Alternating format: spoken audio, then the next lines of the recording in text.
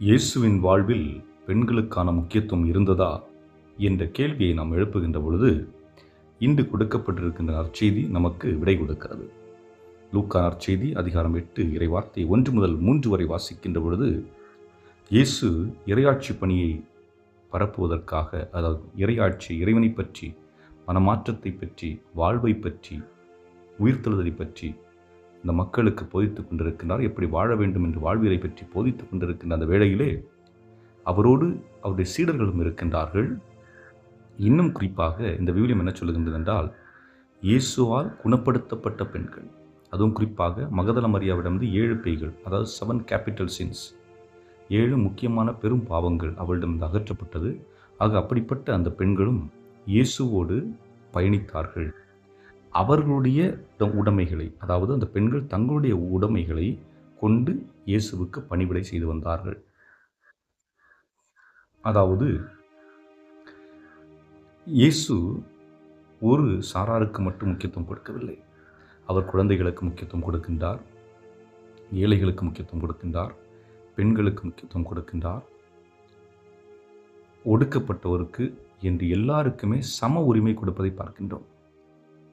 ஆக இயேசுவினுடைய பார்வை என்பது சம உரிமை. இன்று நம்முடைய வாழ்விலே, நம்முடைய குடும்பங்களில் இருக்கின்ற ஒவ்வொருவரையும் சமமாக பார்க்கின்றோமா?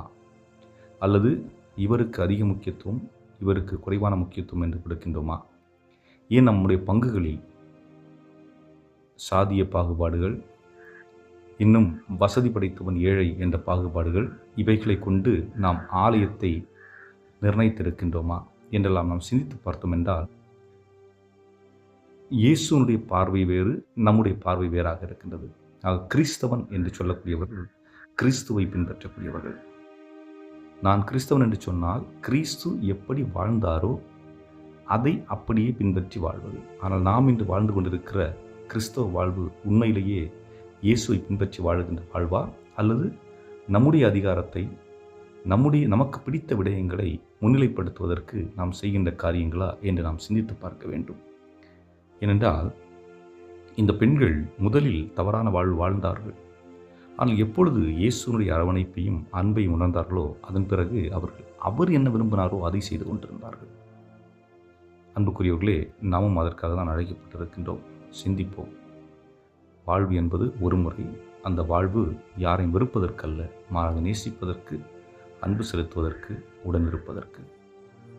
இன்றும் வாழும் இல்லாமல்ல இறைவா, உம்முடைய அன்பையும் அர்ப்பணிப்பையும் எங்களுக்கு கொடுத்து, நாங்கள் எல்லாரையும் சமமாக பார்க்கவும், ஆண் பெண் என்ற பாகுபாடு, ஏற்றத்தாழ்வுகளின்றி, வசதி படைத்தவர்கள் ஏழைகள் என்ற பாகுபாடின்றி, எல்லாரும் மனிதர்கள், சமத்துவம் கொண்டவர்கள், எல்லாரும் கடவுளுடைய பிள்ளைகள், உம்முடைய பிள்ளைகள் என்பதை உணர்ந்து வாழக்கூடிய ஆற்றலையும் அருளும் எங்களுக்கு தந்துள்ள எங்கள் ஆண்டவராய் கிறிஸ்து வழியாக மன்றாடுகின்றோம். ஆமென்.